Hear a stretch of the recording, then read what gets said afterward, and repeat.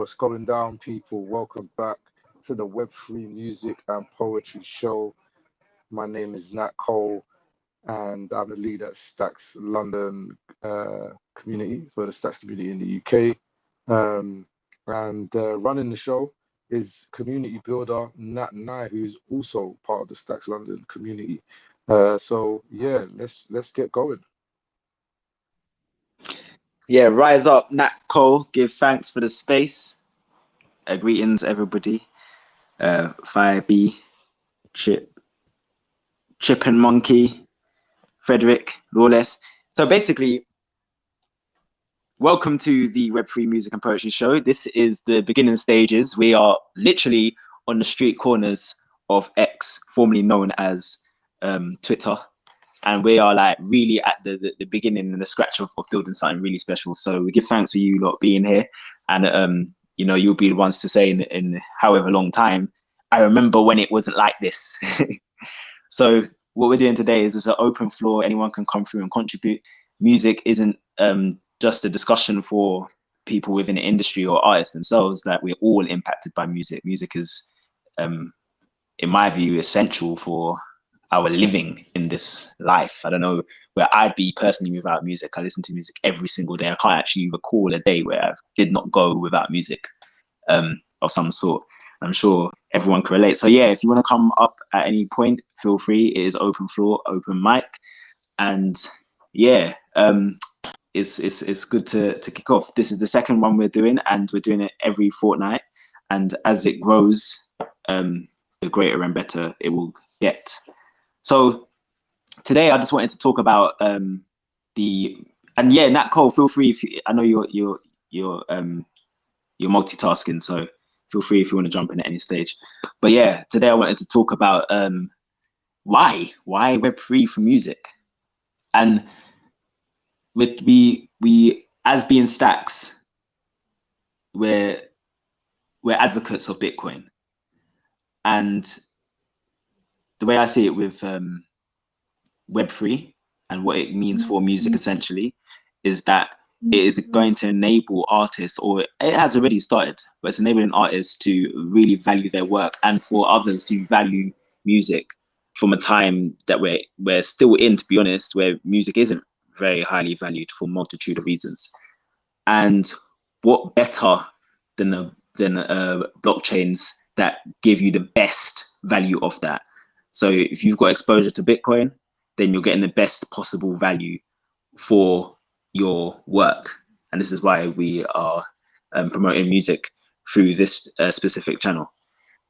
Web3 as well, we're spelling it free, Free, because freedom is something that is a human right, and music to be free, artists need to be free. And when you think about the innumerable amount of artists that there have been in the industry, when they talk about the problems of it, they'll talk about not being free. So not being free contractually in terms of what they actually sign, but also the autonomy, the freedom to create. And that you put a limit on the freedom to create as an artist, and the art that is out there, that's going to impact society, that also needs to be free. Artists have got a lot of influence today. So I wanted to just do a quick timeline of music. Nobody knows the origins of it. I'd assert that it began in Africa, but nobody knows the origins. People will say that it is tied with language. So when the first word was spoken, was the first sound, and it was musical. Then we have periods through ancient times that is documented, where music is covered through Kemet, now known as Egypt, China, Greece, India, Mesopotamia. Through by way of India, we're talking about the Indus Valley. Then we have the medieval times. This is across the continents around the world, where music is playing an important role in religious and secular life, and just in the household. Then we get to the 1800s, where music sheets are developed. And what I found interested in with this is that in order for you, so say you went to see a live show and you saw someone playing a piano, what you do, this is the first things of the music business industry. You would buy that music sheet, and then you'd go home and you'd play that what you heard from the sheet itself. So at that time, there was no recordings and there was no ability to listen in that way. So you'd actually replicate what you heard at home. And I found that very interesting, because that meant that more people at that time, I assume, had the ability to play instruments themselves within their own household. And I feel like en masse, that's something that has kind of been lost. So, yo, Nat, are you there? I think you might be preoccupied. But yeah, when I was at school, I had to the instrument I learned was a recorder. I'm talking about like primary school, and I can't even remember what level I got to. It wasn't very far, but that was it. And I'm thinking back in the 1800s when they were doing that, people got to a high level of skill to be able to replicate what they heard live at home. Then you get to the late 1800s when Thomas Edison is credited with patenting the first phonograph, which was the first device for recording and reproducing sound.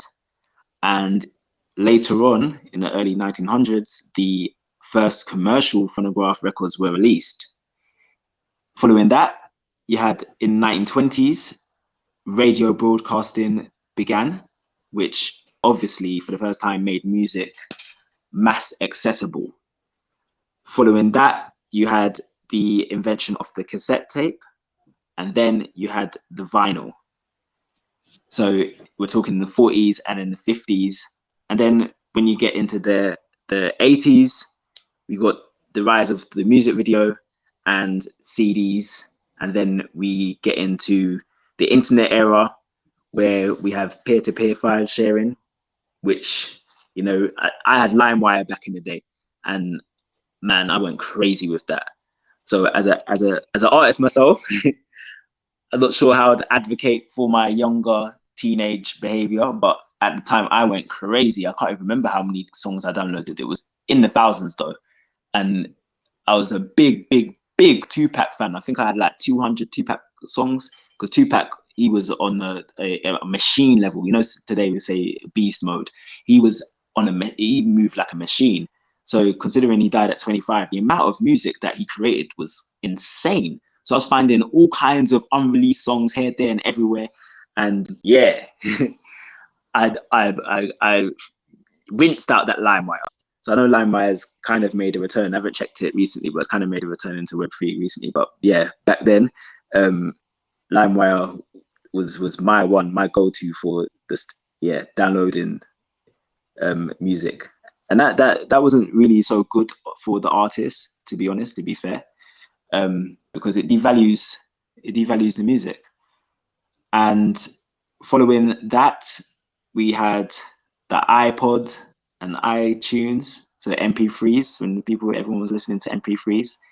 And then following that, we had the launch of YouTube and Spotify, and this paved the way for streaming essentially. And that's the era we're in now, of course, until the last couple of years where we've had Web3 music through NFTs, and now we have Audionals and such, which is presenting new possibilities. So through that timeline, it's enabled music to be, we can see that music has become more and more accessible to the masses. Having said that, the drive for money has had a direct impact upon the quality of music, I'd say. So and technology as well has had an effect on the quality of music. So if we're going back to the music sheet era, there's a heavy focus on instrumentation and the playing of instruments, even at home. If you wanted to, as I was saying earlier, like replicate the sounds that the live music that you saw, you'd have to play the instrument to be able to do so. And as technology has risen, the use of musicians has lessened and the value of musicians has lessened, because you can do a whole lot now, pretty much you can do it on your iPad. You can create on BandLab, you can create on GarageBand, you can create on all kinds of different software don't need any kind of instruments. And what that does is that even though that makes it easier and it's great in one sense, on the other hand, it can affect the quality. And we've had over time is the cassette and the vinyl. The creation of vinyl is quite an amazing thing, and I do feel like with some technological creations, they have a timelessness to them.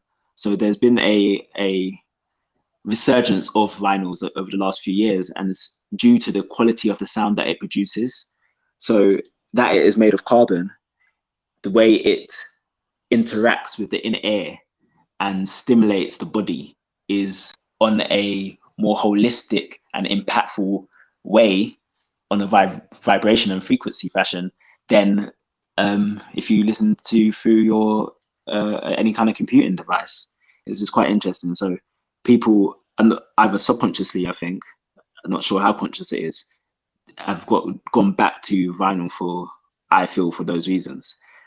And yeah, where we're at now is the music industry is at it's a very interesting place. I've seen a couple of articles where there's talk of what we're going to do, in particular in hip hop. There hasn't been I don't think till to date, but certainly up until summer, there wasn't a #1 for the on the Billboard charts for the first time in something like 20 years or something. And I saw this article that was talking about where are the new top artists out there. And this was a direct effect by what we call Web 2. So if you think about what happened with Web 2 in terms of the problems that it did solve. So before, if you wanted to get out there, if you wanted to get onto radio, if you wanted to get onto music videos, you really needed to be signed to a major. And that major would have the relationships with those platforms, and that's how people would get access to these artists, or how these artists would get access to a wider audience, or to the masses more accurately. But what Web 2 enabled in terms of YouTube and streaming platforms is that you didn't really need to be on the radio. You didn't really need to be on the on platforms like MTV to be seen. You could just upload a video, and depending on the various factors, it could go viral. That's how you could be seen. The issue, along with the algorithmic issues that these platforms have in terms of what they allow and not allow to get to a certain level, the main issue is that you start to get drawn to the numbers. So, for example, if you're an artist and you create a song or whatnot, and you create it from the heart and the soul, and it's about your life or whatnot, it could be about anything, but it's just purely from the passion, and you put it up on YouTube, you invest a lot of time and energy and money, say you pay for the music video as well, and the producer, etc., and it gets like 100 views. You won't see that as a worthy investment over time if you can put out something that is going to be viral, but of less quality or of less substance. So if you put something out that, yeah, you know is going to get the numbers, or you've studied a bit of marketing, online marketing, and you're going to get the numbers, then that's what you're going to do, and that's what will be your driving force. And with the rise of, or the not even just the rise, the creation of the influencer, you find that artists have to do way, way, way more today than they did 20, 30 years ago in terms of staying relevant. And that means showing more of their personality. So before, the focus would be on the music, and then of course there's always been there, so how they present themselves. But the connection and the awareness of who they were on a day-to-day, their personalities and such, it wasn't really like that. They were on this pedestal before, so people would see how they'd be presented, for the most part and get snapshots of them, see them on stage if they pay to see them live, or see them on TV, hear them on radio, and might hear them on an interview. But for the most part, you're getting the music, and that's what you're judging them by. Today, that's completely different. Today, it is one of the rules. In order for you to be relevant, you have to do things to be relevant, and that takes away from the talent, right? You ain't got much more time to focus on the craft.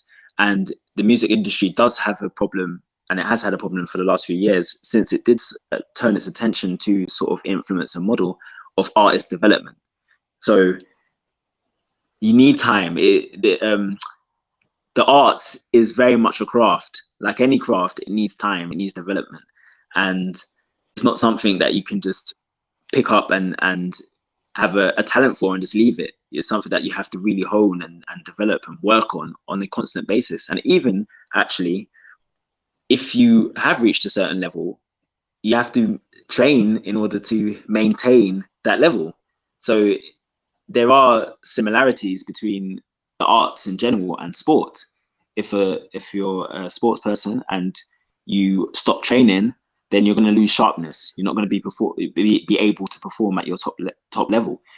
Similar with the arts, and by the arts I'm saying across the board, you have to be on your game. So when you're switching to this influencer model, you have less time to focus on your craft. You have less time to do that. You'll focus on other things because the other things gets the numbers, it gets the views, it gets the likes, and that's what it becomes about. Prior to that anyway, the numbers was always a thing since the conception of the music industry, naturally, because it is an industry, it is a business, money needs to be made. So artists would be geared towards creating what sells. Because if you know, logically, if something doesn't sell, it can't exist. So producing what sells, getting the numbers. Today, the numbers in terms of what sells is the streaming numbers. So if you get high numbers through means of streams, then you're going to get money through in those terms. And the landscape has changed in that sense, but being number driven is not the best incentive for creating the best possible music. So in the short term, number driven gets the results, but in the long term, the industry as a whole and society, I'd say, suffers. So where we're at now is, yeah, they're struggling, as per these articles referring to the Billboard, to find the next new stars. The stars that we have today have been around in time, be it Beyonce or Taylor Swift or Drake, etc., etc. They've been around for a while. The new artists are not getting to level anymore, and I'd say it's because the artist development isn't there. And also, if you are investing in the personality aspect of yourself and following the influencer model, then that's what people are going to tune into. So when it comes releasing music now, there's going to be a detachment from the music and the personality. So if people are following you for your personality, the music might not really connect with them in the same way. So we've had an issue with that translation into live performances. So artists may even have a translation into their music in terms of online streaming, but when it comes to live shows, they're not able to drive that same number. And other contributing factor is, in terms of artist development, is that the performances are not quite the same as they were in yesteryear. So these are some of the issues. The music industry isn't making as much money as it was before. It's still very, very powerful, being what music is, and music is used in pretty much every industry. If you think about advertising, if you think about sports, if you think about gaming, if you think about films, etc., etc., etc., music is present, and that's where money is made as well. But the music industry itself, there is concern about what the next moves are. And I find it interesting as well that the conversation yet hasn't been about Web3. And I personally feel that's because there isn't the control yet. So the need to advocate for Web3 will happen when there's a certain level of control which isn't there yet. So the other thing I wanted to touch on in terms of the issues that the music industry has had previously was the contracts and what Web3 essentially solves. So the music industry contracts, and I'm going to go into this in another spaces. I'm going to this like deep in other spaces, but to briefly put, the contracts have been problematic to say the least. So essentially, the record labels and the other entities that exist now, they operate like banks. So they offer huge loans, basically, that's what they are. And they are basically, what's the terminology? Like shark loans? Am I saying that right? They're they're not just bank loans, but they're particularly bad loans. So they give huge advances, and then that's a point of celebration for the artists, of course, because this is setting up on the surface, it's a point of celebration.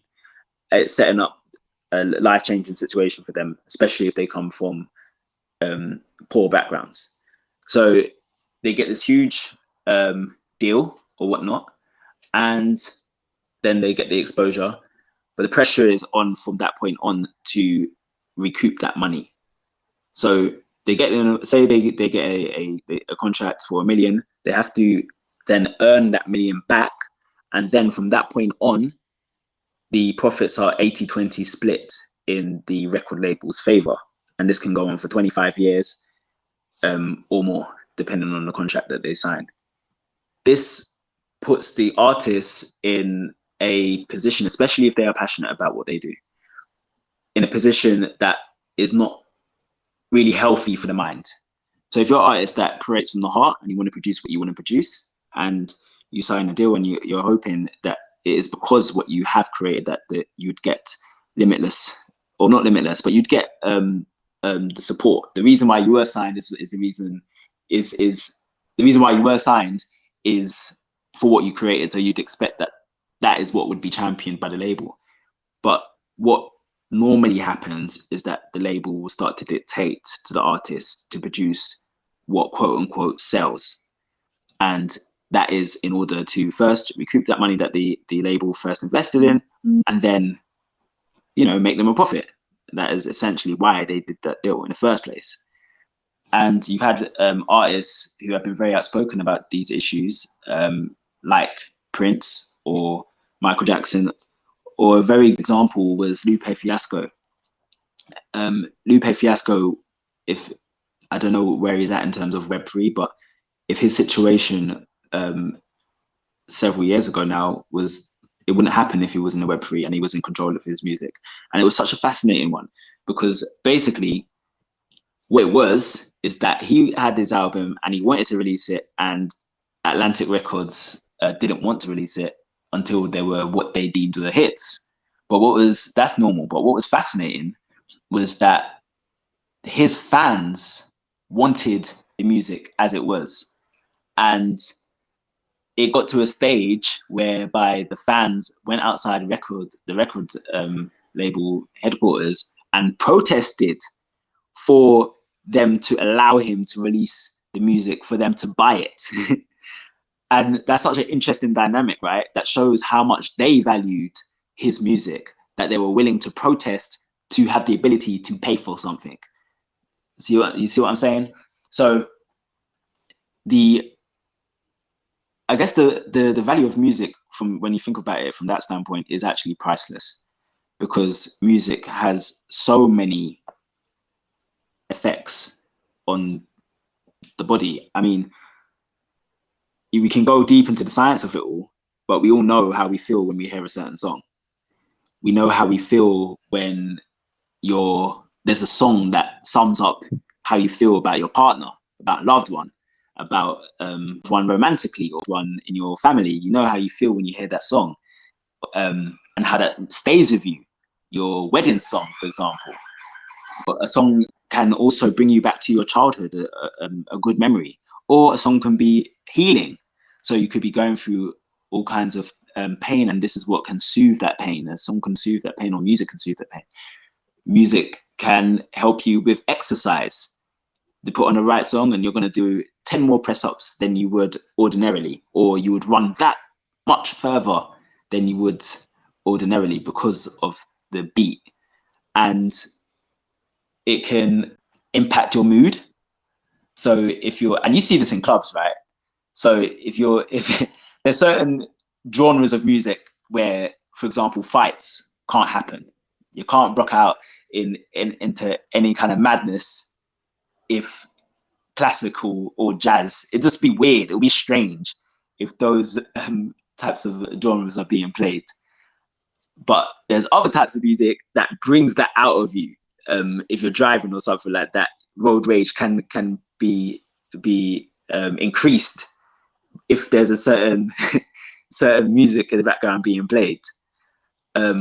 So music, without even going into any deep scientific studies of this, which there has been, we all know the effects and the impacts it has upon us. And what I've been saying recently is that artists therefore have a functional role in society. So there is, I understand there's a need to sell, but there's also a functional role. And with that functional role, there needs to be a respect for that. And artists do need to be able to produce what naturally comes from them in response to their society, in response to their environment, in response to life as it is, real life, not just creating something that is lacking in substance and vacuous and that can be pumped out and doesn't really uplift people, which is what I feel music is really, really meant to do. But yeah, I've been talking for a while. It's an open floor, open mic. Anybody wants to come through and share and just express anything that I've said that you might find interesting, anything that I haven't brought up that you want to bring up, please do come and join me. We're here up until 11 o'clock. I see Console has joined. Give thanks for your presence. I need to come to your spaces. I haven't been for a little while, but I need to come through. But yeah, anybody wants to come through and share anything, I appreciate you all being here. We are literally on the street corner of X. This is the very beginning. We're starting from scratch, and at a certain stage, we get to a level where the show is going to be proper banging. We're going to have sound effects. We're going to have all kinds of on through and doing their thing. And yeah, but at the moment, this is me and Nat Cole holding the vibes, but he's multitasking. So yeah, Lawless, you're up. Give thanks for joining. Yeah, cool, man. Nat, I wanted to say, really good touch on the whole music genre and where it started to where it is now. Just to touch back on the Lupe thing, I've been a Lupe fan for a little while still, and what he done, he's now a solo artist, but he's released tracks. He wrote a track with AI. It's quite mad. He's released about 4 tracks recently that are all on independent labels. You can get them, I think, on iTunes or whatever. But he wrote a track with AI in mind, and he's done a video directed with AI. So he's very much, I feel, one of the artists that are in this Web3 and kind of understand it. But you know what I mean? I think that as artists, I think moving forward, I think that the Web3 space is smart and music should be free because that's how it originally was. But it's how you turn that table and how you make, I suppose, the new artist more successful. I feel like people cuss about rap and people say about, they're not doing the numbers because of digital downloads now. And I think that our time span for, I don't know, maybe appreciating music has changed where I'm old enough to know that when I bought an album, Public Enemy album back in the day, I bought the album, I read all the songs, I tried to learn all the rap words, I tried to look out for the producers, I tried to do that, and I listened to it for about 2-3 weeks. Now it seems like an album drops, you have video, you have all the content, and it seems like it doesn't even last as long, it doesn't have that much longevity, or maybe because our attention span is a lot shorter now. So I think, I don't know, man, I think, yeah, the thing is changing, but then Jay-Z was smart where he jumped on a Tidal thing. So it's kind of, I don't know, being smart enough to make the right moves, I suppose, but then you have to be big enough to, I don't know, go across all these platforms, or, like you said before, being more of an artist now, it's more of a social influence, or you have to have a personality behind your brand and you become a brand and you have to, have all the merch and there's other ways now for artists to make money if they don't do the major label. So I think that PR people are now almost non-existent because public relations is done via the internet now. A lot of these jobs are changing. So I feel that you had a really good grasp of the way the music arc has changed and how it's what to do in this space moving forward. So yeah, man, I really appreciate what you said. I just want to say that. Yeah, respect, bro. Yeah, appreciate what you said as well. And actually, what you said about, okay, so Public Enemy is a bit before my time, but that brought back good memories of buying, buying, Yeah, buying, yeah, buying, buying a TV, and then just opening it. Like it's like you go like, okay, basically you just go to HMV, get a CD, come back, and then it's like you treasure it. You don't even put it in yet. You don't. You have to just open it up and then get the lyrics out first and look at the artwork and such, and then you put the yeah, music in, totally. and then you start. Totally, yeah, Yeah, totally that. Because for me, I've got two kids, so my outlook to music, like I go to Red Groove back in the day, soul music. Well, my parents always like there was always music on around the house, so that's my influence of music. And then obviously hip hop was born '74, and that changed my whole life because now growing up in school, most of the white kids or the teachers of dance, they looked at it as a bit of a joke. Like they didn't really understand the levels that it is now. So I'd love to meet some of the teachers now and say, so we say it now because hip hop is everywhere. It's everything now. I'm seeing break dancing emojis. I never would have thought it would have come this far to, halftime commercials. Like this is amazing how it's come. Like in the Super Bowl 50, Mary, like that was nuts. Dr. Dre. So I'm like, for me, and it's 50 years old this year. That's that. So I'm blown away how hip hop has grown. But I think that the other thing that kind of jars me about the music scene that we have as maybe as black people or people of color is this whole OG and old school hip hop. Like you don't hear people saying old school rock music. You don't hear them saying old school. It's only us that turn the phrase this is old. Like why can't artists just still bring out music and do that like and it be hip hop? Like it doesn't have to be old hip hop. You don't have to come out with a certain style. But as long as the tune is banging and the beat is hard, the lyrics are decent, then I look at the likes of Black Thought and people like that that are still Nas, that are still heavyweights in this game because of racism. And then you think so for me that's hip hop. I don't want to hear about old school. Yeah, there's older tunes and there's new tunes that are hard, but it's still hip hop. And I don't like that turn of phrase that we keep putting on our music genre because I don't hear, like I said, people talking about old school rock and old school blues. And you know what I mean? Like it's like that jars me sometimes, but that's my personal kind of gripe at the whole hip hop wording, so to no, speak. I'm totally with you. Like, and I know Nat Cole, if he was able, we got to have this conversation again. But yeah, I'm totally with you on that. Especially when you say Black Thought, oh my God, what he's been doing over the last few years, I'm just like, wow, what? Yeah, Like, like yeah, Blackfall, that whole like them and obviously the Roots, like Questlove, like think about what he's actually doing. Like he was saying the other day, there was an interview I watched, and he was basically talking about there's a thing called the Summer of Soul, which if anyone's got Disney Plus, please go and watch it.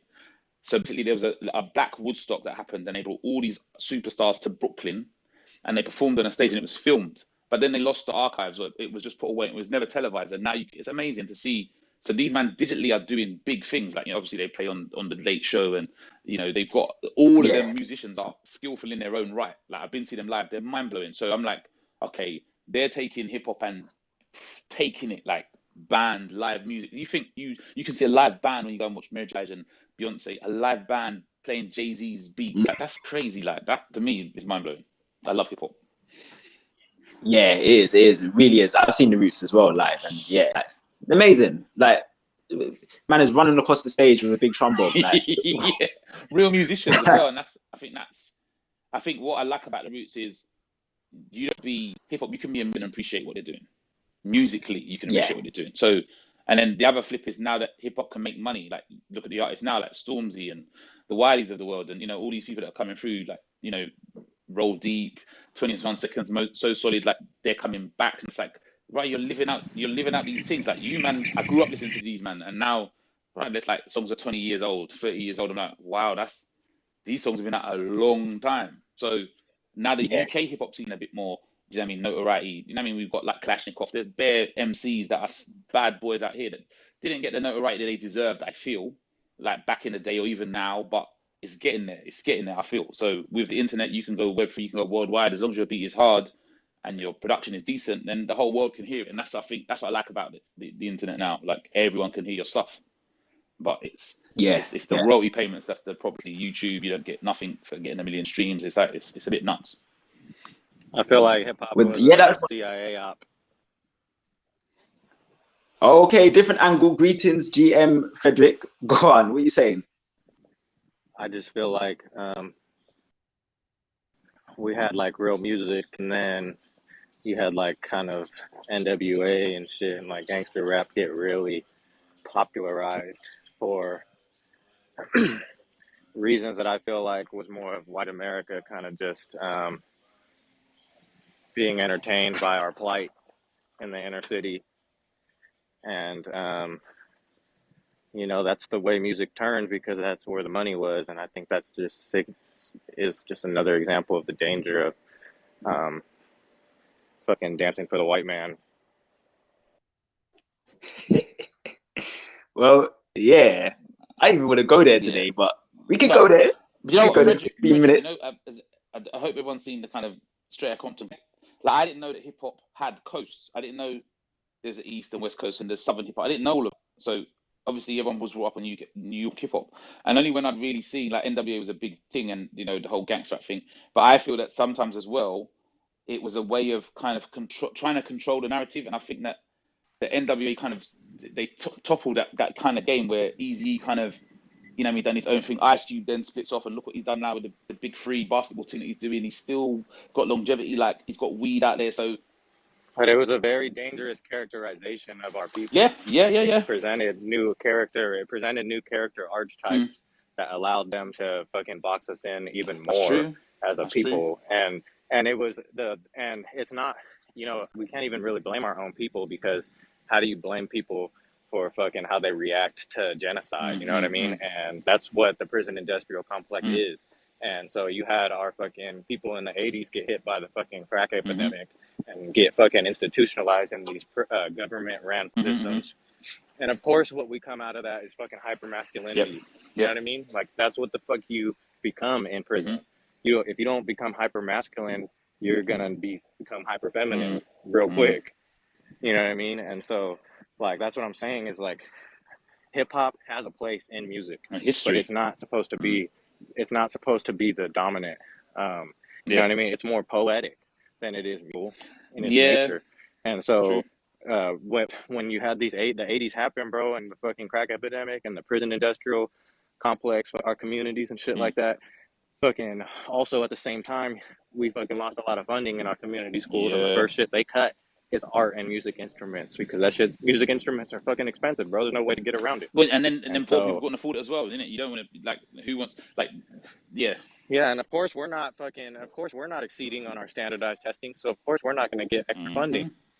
So it's like, you know what I mean? This is what we talk about when we say it's institutionalized racism. Yeah, of course. You know what I mean? It's not the fucking white person institution that is fucking working at the business next to me that is affecting me, but it's their blindness to the privilege of the institution is what hinders our conversation ability. Because if they can't see that there's an overarching institution still perpetuating racial disparity, then there's not really. Do you know the thing that gets me, Frederick, as well? Do you know the thing that gets me? Sorry to cut you. Do you know the thing that gets me is the thing that pisses me off is think of all the people that are in jail right now for selling weed, and how many weed dispensers there are legally now in the States and in Europe. So why are the man still in jail? Like that the thing really grates me because they're business. It's not even about weed, bro. It's whatever goalpost they want to change it to. The 80s fucking cocaine was cracking, right?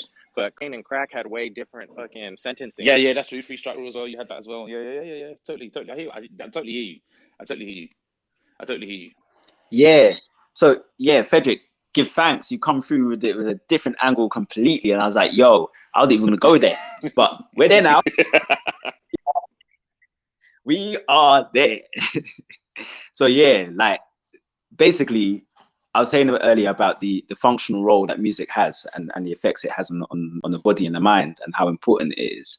And you basically highlighted how things can go wrong if it's misused, if that power is misused. And essentially, if a group that does not really have any kind of care or investment in another group can utilize the negative aspects of that to make money at the expense of the people regardless, and then pretend that it doesn't, right? So the big gas that goes on in the music industry when you do try to address these things. And we're talking about Lupe Fiasco earlier as well. Lupe Fiasco fans literally wanted to buy and it's blocking, but if his music that the label wanted to push was toxic and had a detriment to other people, then that would be a hit if they were sanctioned, right? So that's an example of people actually. Are you talking about when he was trying to drop lasers and they wouldn't let him? Yeah. Yeah, that was crazy, right? That like they really yeah, that was insane because that was a fucking good ass album. Actually, like for commercial, it was. He actually like if he would have been able to drop that, you know what I mean? He would have probably went on a cool little spree of getting like his 15-minute in pop music, you know? Right. What about hold on, you man, hold on. I had to pull you up there. Wait a second. What about when Raskas took his album and ran, bro? And they sent the FBI after him, bro. Yo, no, you got to elaborate on that one, King, because I don't know that. So back in the day, Raskas basically just clapped up the people them in the thing, and it like basically what happened is they didn't want to release my man's album, so like he rolled up in the studio and just basically just clapped up the engineer and took the fucking masters, bro, and they went on the run, innit? He just went on the run, bro. Just for about 9 months or something like that, bro. You know what I'm saying to you? Like, you weren't having it still. Like, he just wasn't having it. And the madness is back in the day, because as you man are saying, like people were coming from like poverty, bro, into making their dreams, bro. And then these record labels try to do a madness in it.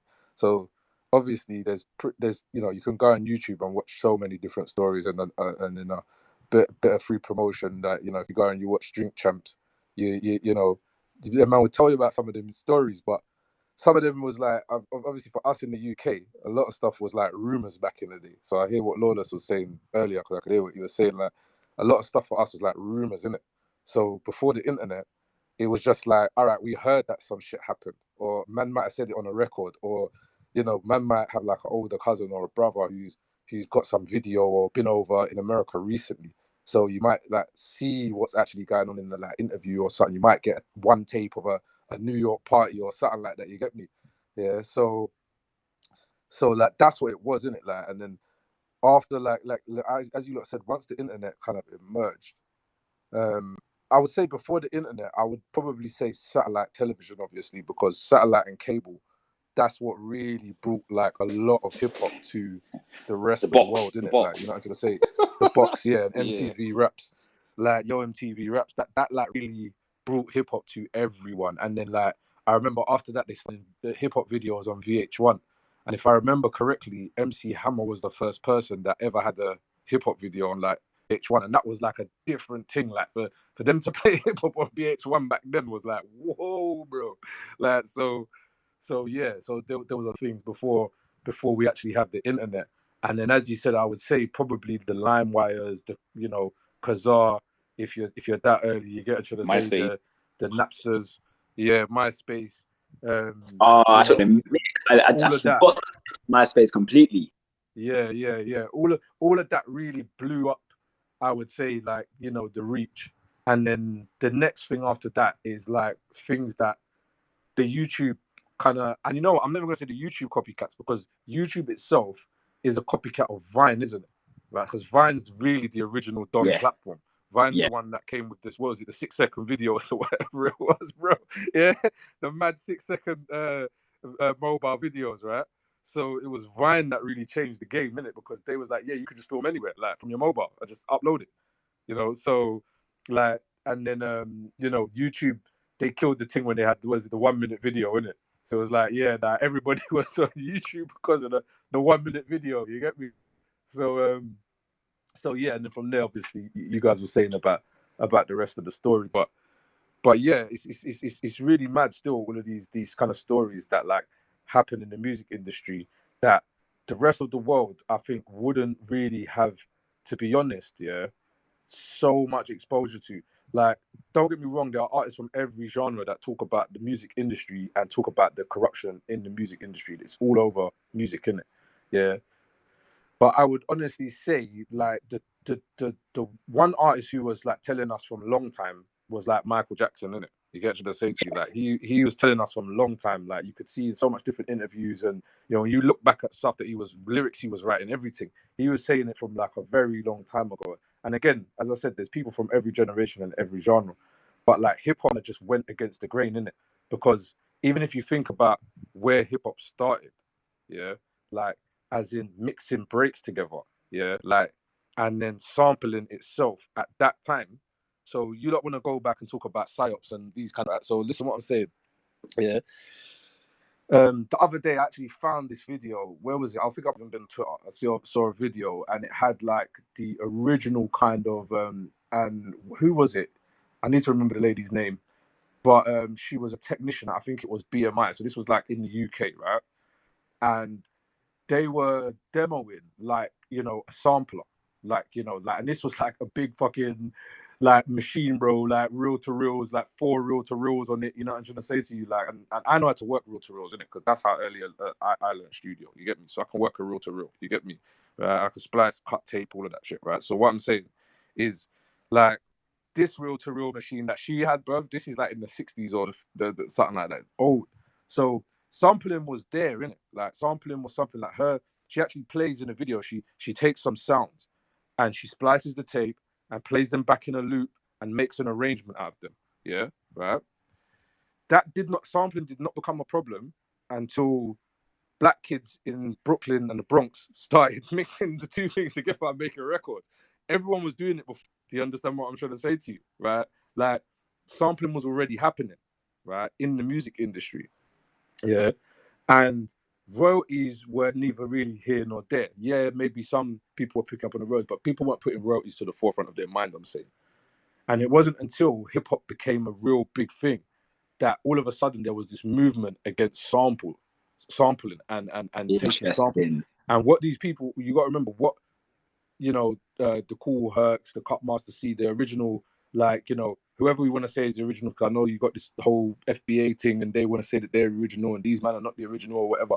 But what I'm saying is, again, it all starts from the sampling of these breaks, and yeah, these other pieces of music. So no matter where you've made music in this game, yeah, like hip hop started that whole thing of, all right, I'll take your chords and I'll take your drums and I'll take your thing and I'll make a completely new thing of it, to the point that sometimes people don't even recognize the pieces that's been used. And that was obviously later on. That's like the Pete Rock era, isn't it? Yeah. People don't even recognize the samples that's been used. And then nowadays you got this thing, this sample snitching shit, where people are like snitching on the samples. Ah, man, use this break or whatever.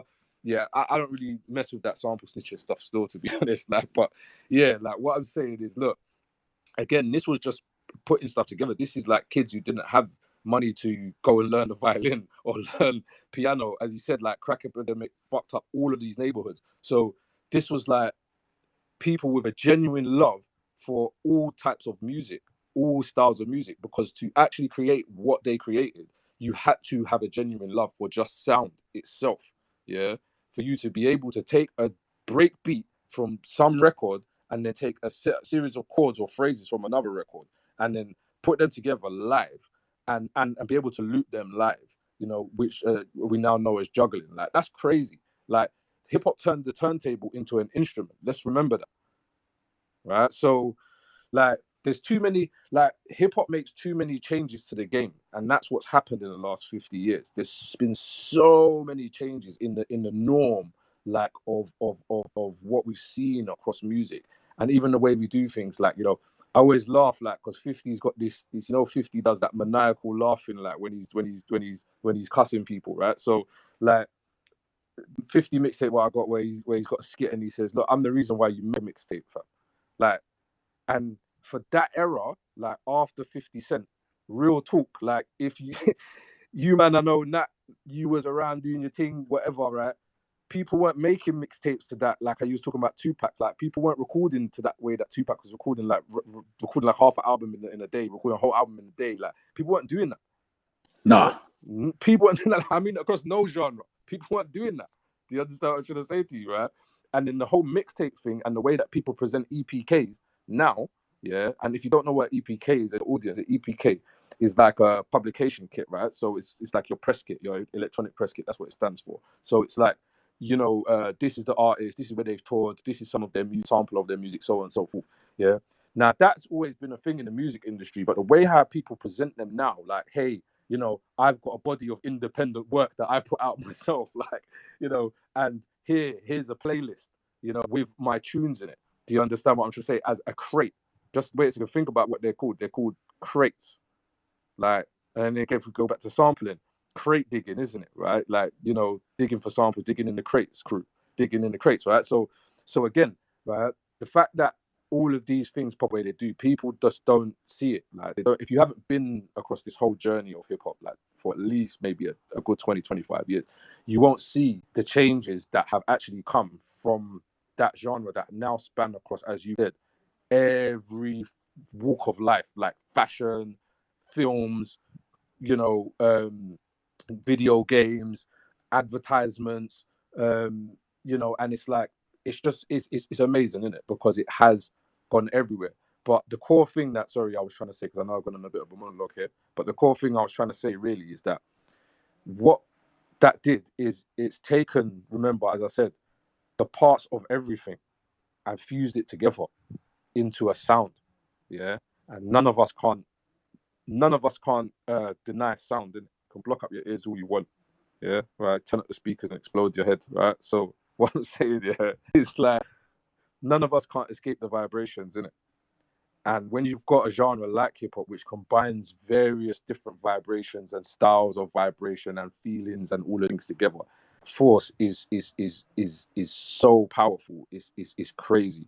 So beyond just, you know, you guys saying, you know, like kind of like, you know, there's this kind of conspiracy to to um to kind of use the sound against itself. Like, just let's just look where the military is at right now. Yeah, like sound weapons, yeah, have been the thing for good 20 odd years, 25, 30, maybe 30 years probably. Good sound weapons, right? Like, you know, sonic booms, right? So that tells you that, again, as I said, as a force, music is infinitely powerful, and hip hop combines all of these sounds together to, you know, and allows anybody to be what they want to be or who they want to be, rather than some controlling image. So yeah, that's me. Yeah, that is fact. And what you said reminded me of like basically, yeah, as Lawless was saying earlier, like they didn't appreciate hip hop in its origins, and they didn't really quote unquote get it. But I can't remember who or what. Like when this point happened, there was a switch, and they realized that basically hip hop would continuously evolve, and you basically spoke to that. Now you basically like said how that is, because it embraces and like hip hop can just be made from sound, literally, as you said, like literally from, doesn't have to be from a one specific type of genre. It can be from any genre that can be turned into hip hop. And basically, with that ability, it can just continuously evolve in perpetually. Like there's no end to the way it can actually evolve.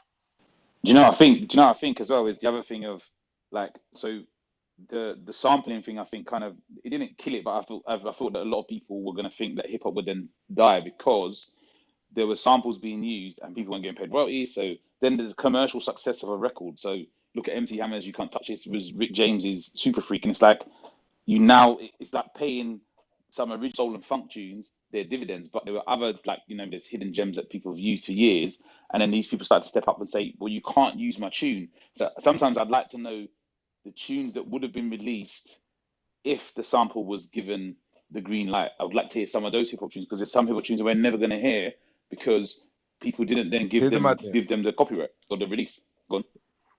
Yeah, definitely 100%.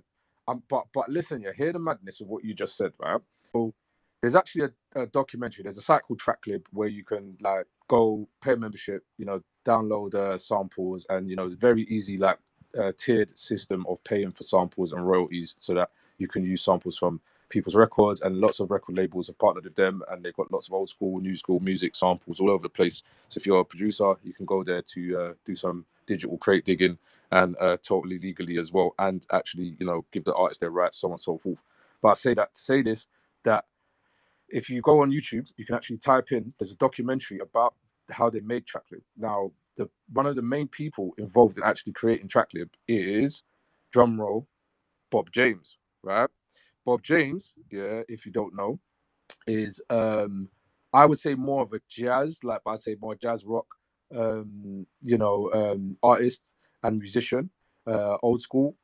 Like when I say old school, I mean like, you know, granddad's age old school, right? So makes wicked music though, right? But what I'm saying is Bob James actually set up Tracklib and got into being a part of Tracklib, and in the whole documentary, he basically breaks down that, like when he began to understand what sampling was and what these kids were doing, like, you know, and I think it was like when RZA did you know, Daytona 500, right?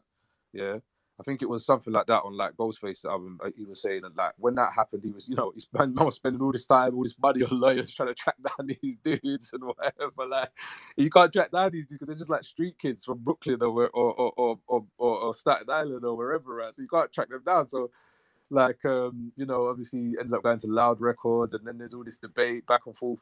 So what he ended up, you know, obviously ended up kind of doing agreements with lots of people, but he ended up realizing that this was actually putting the back into the music industry, because he started looking at the stats of all of these old school artists, right? And none of them were getting paid because they hadn't done shows in years. They hadn't done no touring, like, or their family estate or whatever was just holding on to the tunes. You know, I should have said to you, just not doing nothing with them, right? Not monetizing them. So when we look sample banks and sample libraries again, yeah, guess where that comes from? You get to say to you, like, when we look at these online places that sell sample packs and stuff for producers to produce, yeah, that all comes from, again, that whole era. What, and he literally talks about it, breaks it down in the whole thing, that old school artists from no genres, it doesn't matter who you were, like if you were Pink Floyd or whatever, you know, like doing however many tours, and Pink Floyd get money, like there's been however many tours, but they're not getting paid off a back catalogue, like, because as the generations change, nobody's buying that shit anymore. In the same way that, like, you know, we say the old school hip hop artists, nobody might be buying that shit, but you can stay up to date, right? But eventually people ain't buying that shit of that age group, of that generation. So like what rejuvenated all of those people's pockets, and actually the record labels, the record labels was dropping as well, you were saying, was the sampling. You get to say, was the fact that these hip hop kids were making like millions of dollars off of using like a loop off of their tune. Yeah, so yeah, that's just on the back of what you're saying, Lawless, mate. Yeah, that's nice. Oh, and the other thing, you know, what you said about the Michael Jackson thing, you know, they don't care about us. You know, those two videos that were made. One is where he's in jail, and it's dead jail, man, and it's not a nice video, so they didn't release it. And then you've got the lovely one where he's dancing around the streets in Brazil.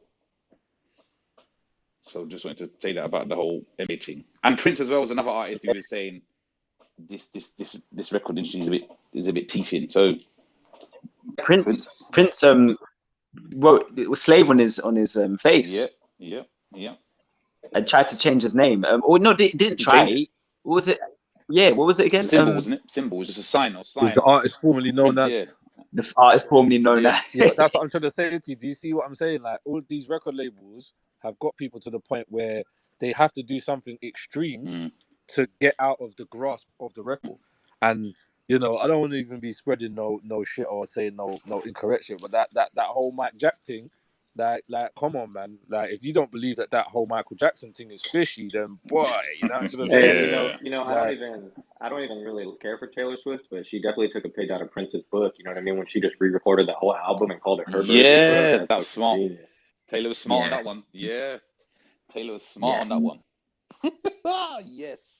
But I think the artists now are starting to like the 360 deals, and I think they're getting smarter. But the only other thing that got me was the whole Southern hip hop, because they weren't on the RIAA.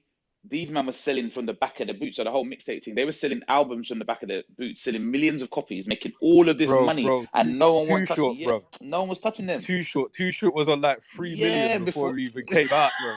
Before he even came out, you know what I'm saying? Something like that. That in itself shows the hustle and how hip hop, like 2 Live Crew, they were making millions before they even became known to the masses. Do you know what I mean? It's like all this stuff. I think, right, entrepreneurship, businessman, Master P. Look at him now, like, you know, 50. Look at 50 now. Look at LL Cool J now. You know what I mean? Like, it's how it's evolved and the business acumen. But I just feel sorry for the older artists that they didn't know about how big this was going to be, and they were just there for the moment, and, you know, more than they've ever had or thought they would have had, and they didn't realize the longevity of this thing. So I think maybe there is the need for a hip hop union or a music union that looks after the OGs, the people that were before us that started the whole thing. And, you know what I mean, maybe people could put a little pot of money aside and say, look, man, like, let them get the bag. Because there's also a thing, I think it was on Fat Joe was talking about, saying they were going to name some avenues in America after hip hop legends and people that started the genre. And he wouldn't say the name, but one hip hop artist wanted 50 grand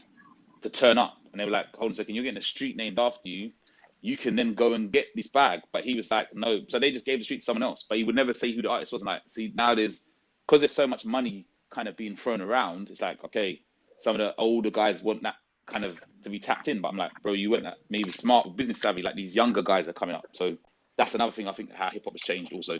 I don't know if Buckshot's online, but I just sent him a DM of the space. I don't know if he's online, but yeah, like, you know, like Buck was talking about you know, that's something that he's been working on, and I know Haleo were a part of working on some of that with him as well. But I know he's been working on this the metaverse, where, you know, you've got all of the kind of boulevards and everything where people came from, and you can like go see like where, you know, like the area, like as in like they've reconstructed like the areas, so, you know, you can see, let's say, like where KRS-One, and then you can like click on like I think it's like one of the, forgot what the things are called now, these icons that are in the metaverse, but you can click on the icons, and then what you'll get is like a KRS-One interview, you know, that's talking about like where he grew up, and, you know, how he got involved in hip hop and so on and so forth.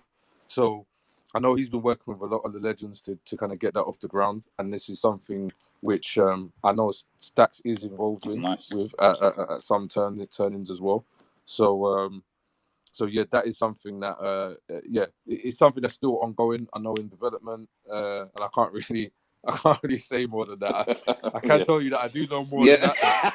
So that's some alpha for you. I know more than that. You know what? Do you know the other thing? I really love that you're doing that, because I just watched the interview yesterday with Salam Remy, who said he stopped his music, but he's come out with a thing called Museum.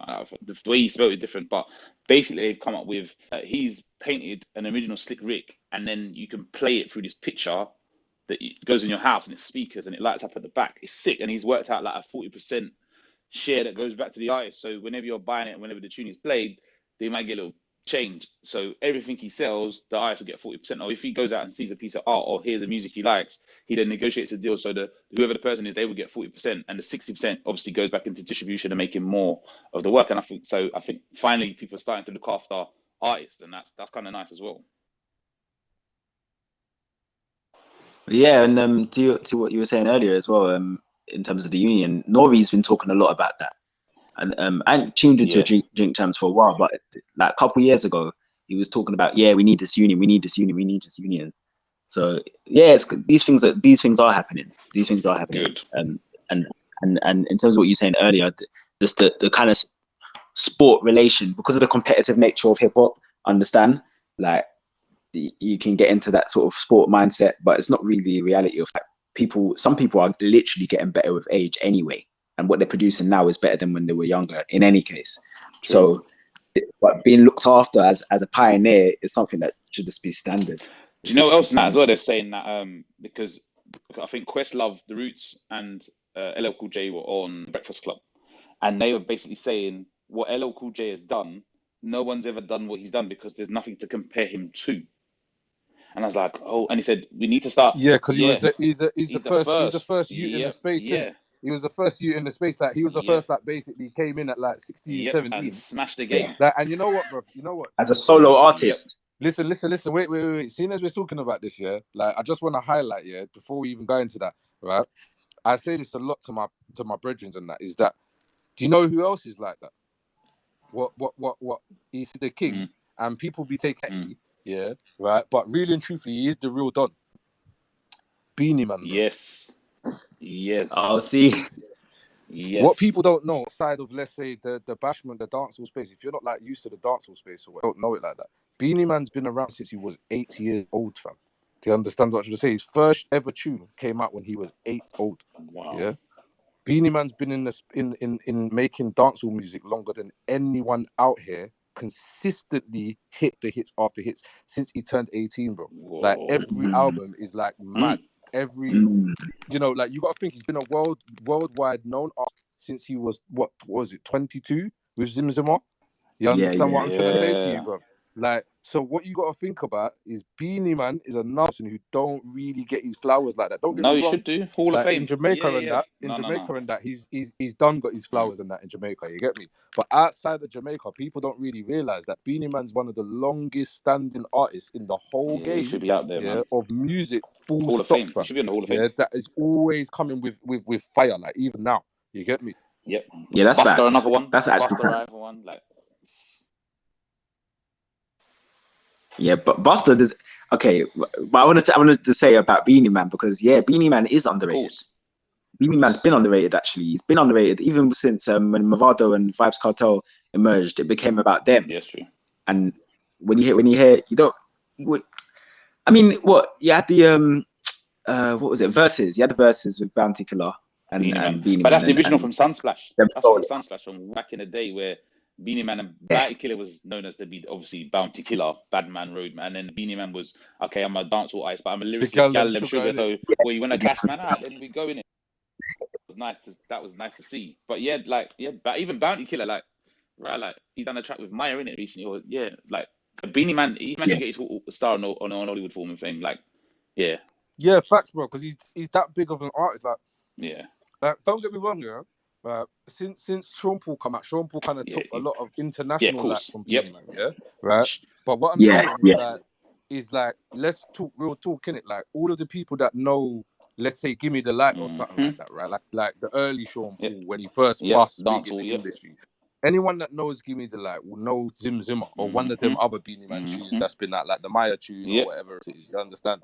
So that's what I'm trying to say. It's like, bro, trust me, when you check that LL Cool J thing, like people, me and my boy Rome's been talking about this for years, bro. Like with the LL Cool J thing, how LL Cool J, go and listen to Rock the Bells, the original Rock the Bells, the original, not Rock the Bells, what you can get on the album. No, the first. Go on YouTube somewhere and type him up. Like man, still got it on tape. My brother still got it on tape as well. Yeah, like go and listen to the original Rock the Bells. Man is rapping for about 10 minutes. You get to the say to you, freestyling for about 10 minutes. Yeah, he was saying he was like 18 at that time. He was saying crazy. that with Rock the Bells, the 10-minute track. So they're saying that he was the first person that wrote 16 bars, which is 3 minutes. So they're saying they're not even giving LL the props what he had to like drag that 10 minutes into 3 minutes and then make it a hot 16. So it's people like, hold on a second, before that, no one was doing that. He was like all of these little things that we just take for granted now, hot 16 bars, like we take that for granted. It's like that's a 3-minute song, right? So it's like, well, hold on a second, beginning, middle, chorus, like all of this stuff. He kind of started that thing as a solo artist, and it's like obviously he went worldwide and he cleaned up, but he's still here today, done films. Like it's mad what he's actually done, and he's still quite humble about it. But he's got a new album gonna drop, and he said this is where he's gonna show people that man still got. I'm like, bro, you don't have to show no one nothing, fam. You tell them to look at your back catalogue and like all the tunes with Neptunes. Like you've done it all. He's done it all. Like as an artist, sex symbol. Like you know what I mean. Get a love off LL Cool J, then come back with his Beats of a Seek. 10 years in, I was like, come on, man, this guy, like he's non-stop doing the movie thing, and you know what I mean, taking off his hat and his head and all that stuff. Like he's a big artist. Now he's got Rock the Bells radio show, the TV show. Like guy is like that. Give hip hop its props. It's art. It's an art form, and I think that's where we take it for granted. Putting pen to coming up with lyrics, all of that takes a lot of time and effort, and we kind of, I don't know, maybe the throwaway culture, that's what we think of, but I think that Questlove and them not saying it. We've got to look at hip hop as art and appreciate it as art, and just look back over time up and look at it in its real art form, because that's what it is. So yeah, man. That's fact. That's facts, and gee, that touches on what Frederick was talking about earlier, in terms of like the caricatures, essentially.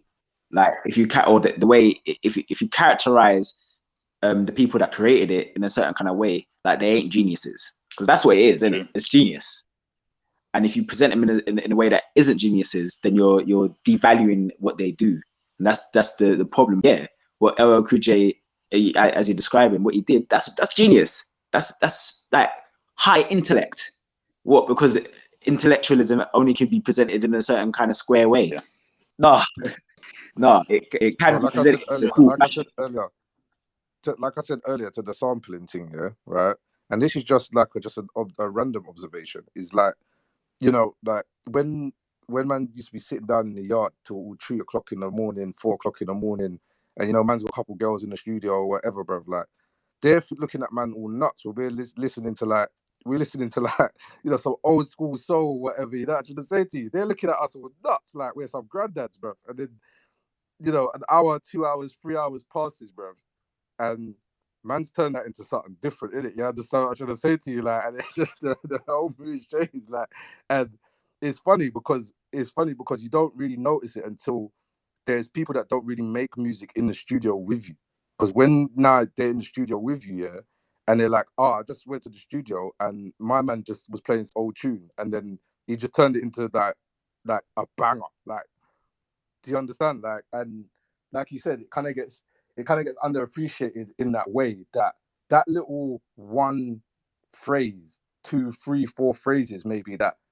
And back in the day, when man were using MP60 and the SP12 and all of that with the 60-second and 30-second sampling, 12-second sampling time and that, yeah, come on, bro. Like, and then like 3 or 4 phrases from some other tune that most people don't even listen to them for it. They're just singing along. You understand what I'm trying to say to you? Like, and you've managed to take those 3 or 4 phrases from different parts of the tune and make a completely new tune out of it, to the point that people don't even know that it's the same tune, but they're still nodding their heads in the same way as though it was the same tune. You get what I'm trying to say? So yeah, bro, to say that's not genius is mad. And like what we do now, I'd say, again, bringing it back around to like the blockchain and what we're doing now, it's all open source, isn't it? It's one man creates something and another man takes that thing and makes something else or adds something to it. Do you understand what I'm trying to say? And the art and the culture become one. So, that's what I would say. So it's almost the same thing as, I see Brad down there ready to jump on as well. Like, it's the same thing as you grab some code off of GitHub and then, all right, you make some tweaks and bam, now you've got like the freshest app on the block. Like, and whoever created the other pieces before, they just put it out there. You know what I'm trying to say to you? And that's like literally like how hip hop was in the beginning. Like, just put it out there. People just putting it out there, and that's how it's just evolved. They're just taking that vibe, remixing that vibe, and making that vibe something else, and then putting it out there. Yep, real talk. Yeah. So yeah, greetings, Brad. You want to say something? Add, contribute.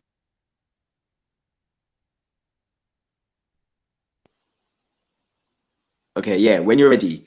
But Lawless, you mentioned Busta Rhymes here, and he's another one I feel is underrated because when it comes to performance, yo, Busta Rhymes. I'm not sure. I'm interested in what you have to say.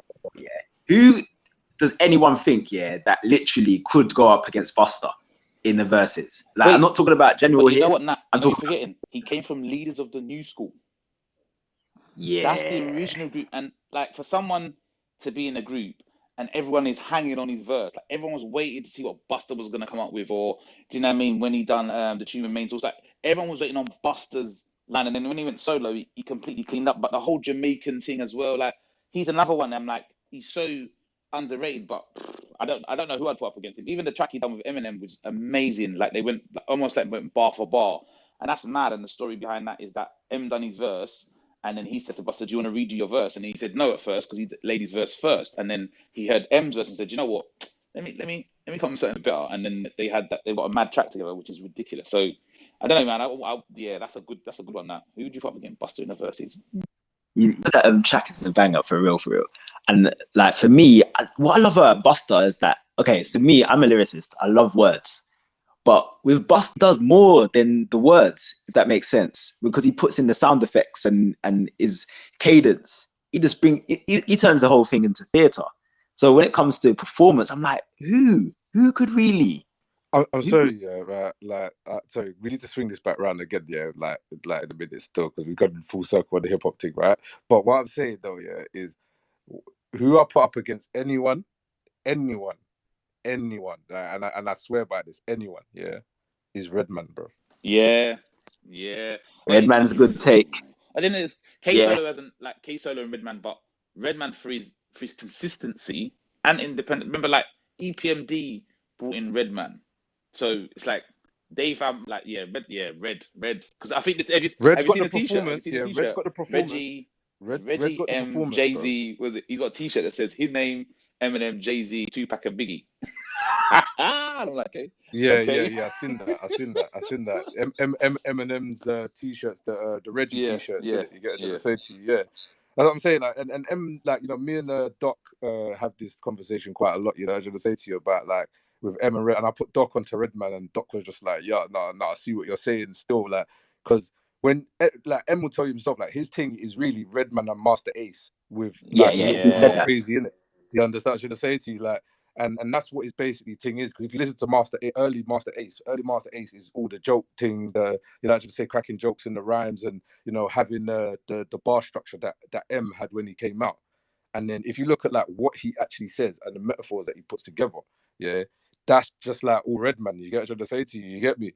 Like, and then what he did is he evolved those two styles now to become, you know, the flow as well. So he added, But you know, the flow element of it I'd add to that mix to it as Method well. Man. I think Method Man is another underrated MC lyricist. Yeah, Meth's definitely underrated, but But Red, I'll And tell he's you why I yeah. grown. choose. He's I'll tell you grown why I now. chose, yeah, right? Because you see, for me, yeah, is like the quintessential MC in it, Hmm. right? Like, and if you listen to it, I know, Lawless, I know you watch the, you know, battle rap and stuff Yeah. as well. But even if you watch like battle rap, yeah, and then you go back and listen to like There Is a Dark Side, or go Woo, back and listen to like Muddy Waters, yeah, woo-hoo. right? But why is this guy? Why has this guy got like double and triple entendres like from all the way back in Yeah, 1992? yeah, Like, come on, bro, come yeah, on. yeah, Red was writing a yeah, different level to yeah. And his everyone like back consistency as then. well, Like because nobody was not doing he's that shit. kept keeping that up. Like even Keith Murray, I thought was a bad boy lyricist, but his consistency's off.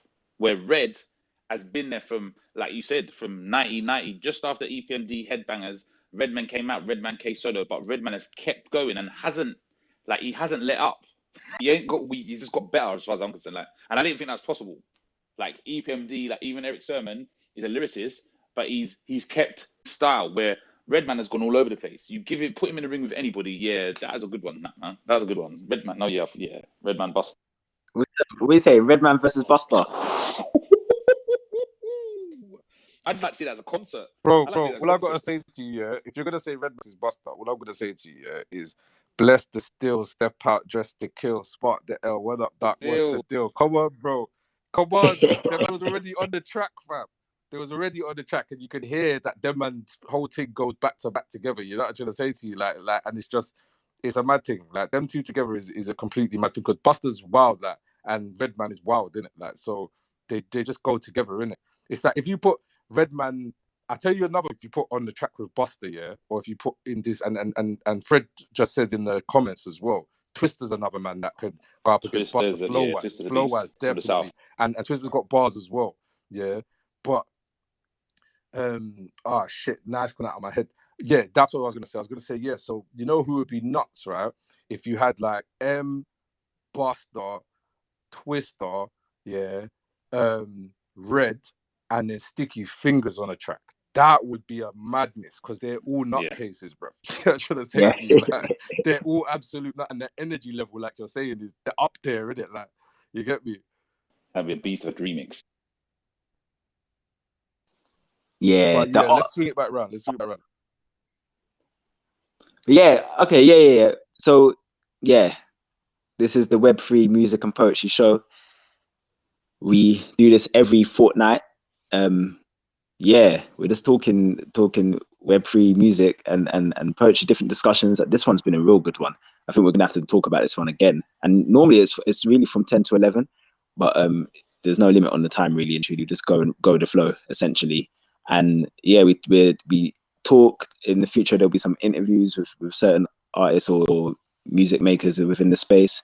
And in the future though, I want to have more open mics where people are sharing what they're up to within the space and just building the hype. So give thanks for everyone being here in the presence of you all, really and truly.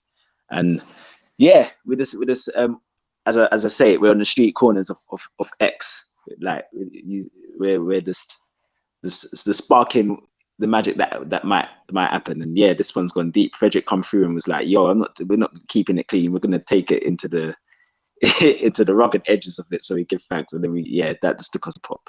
So the way I see it, essentially, Web3, FREE, that's the opportunity for things to be different, and the decentralized nature and the ethos behind what Web3 is, what we talk about in terms of Bitcoin, the type of conversations that we have in crypto in general really means so much to artists if they even knew about it. Like, so if we looked beyond the whole fame and fortune aspect of it and what it actually means, the artists we've been talking about in this particular spaces, they just wanted to express. Like when we talk about hip hop in the beginning, and they're not even thinking about money, it's just an expression. It's an expression of self, an expression of community, expression of culture. That's what it's about. When the money comes in, and then it becomes like, okay, what do I need to do to get the money? That's when the art gets corrupted. That's the problem. What we want to get to is let's bring it back to the roots. We express, and then we make money. It gets our energy gets reciprocated in a fair fashion, and it doesn't get compromised. So that's what I feel like Web3 can do for music, and in particular, the best possible way that you can get value from your energy is Bitcoin by way of stacks. So yeah, we can free flow, but yeah, shortly I gotta go. Natco, I don't know what you're saying. Yeah, I think it's time to wrap it still. Sorry, I think it's time to wrap it. But yeah, bless up for everybody coming through. And big up to Nat Nai because he has chosen as a community builder to begin to do these spaces within the Stacks London community, and obviously are online on X, and that is, you know, worldwide. So anyone can take part, anyone can get involved. As Nat Nai said, you know, in the future there is a lot of shows that, you know, he's been talking about putting together, and they will cross, you know, between Web3, general Web3, but yeah, as he said, the focus is we're moving with stacks, we're moving with Bitcoin, and you know, hopefully we can link up with some of the other people who are utilizing alternative ways also of you know let's say doing like for instance value for value with Bitcoin on Lightning, or doing, you know, stuff maybe on Rootstock as well. We don't just talk about stacks, you know, even though we are Stacks London, our thing is to talk about decentralization with Bitcoin at the center of the argument. So if, you know, people are listening to this later, or you're coming into the show for the first time, then you can expect to hear a lot more about how you can actually utilize Bitcoin, you know, as yourself as a musician, and how you can also monetize with the hardest money that we know. So yeah, that is what we like to say. Big up to everybody in here. Nat Nile, Lawless, Frederick, everyone that passed through Console, Beat Stacks, the Gateway, and definitely for anyone listening, check out Console. We have a Stacks London console. You can join very easily. You just need to go to marketplace.heylayer.com/Stacks London, or STXLDN, sorry. And you can claim there should be some free ones there still left over. So you can claim yourself a Stacks London membership and join our console server and our console community. If you don't know what console is a completely Web3 alternative to platforms such as Discord and Slack. And yeah, you can use your wallet and log in and be totally secure with all of the conversations that you're having, and all of the data that you are using. So yeah, like we are definitely a champion in console. We've been championing console for a very long time, and we're hoping to really start to bring a lot of people into console and get them to understand that they can build their own communities for themselves, whether they be a musician or not, using a completely Web3 platform rather than opposed to, you know, jumping on somewhere that maybe, you know, siphoning off data somewhere. So yeah. Quick one, Natco. What's coming up for Stacks London?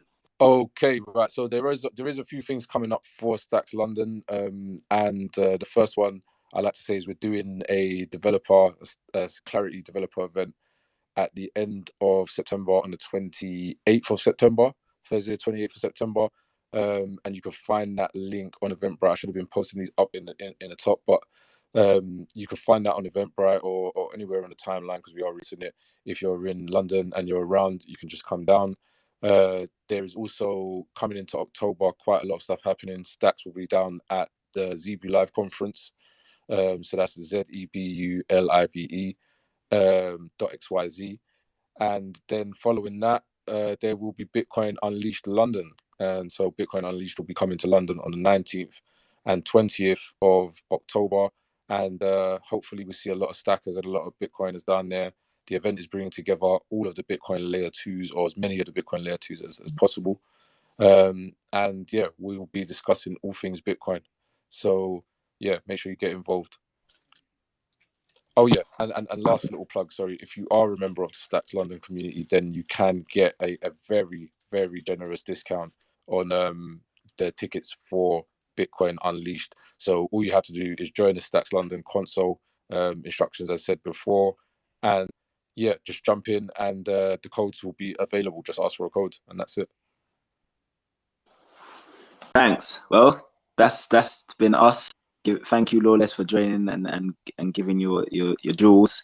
Thank you, Frederick, as well, for sharing your jewels. Thank you, Console, Beat Stacker, The Gateway, and everybody else that came through and just shared the space. But yeah, we move. Willing everyone and a great next couple of weeks, and we see you back here and we connect otherwise on this platform called X. Nat Cole, thank you. Everyone, peace.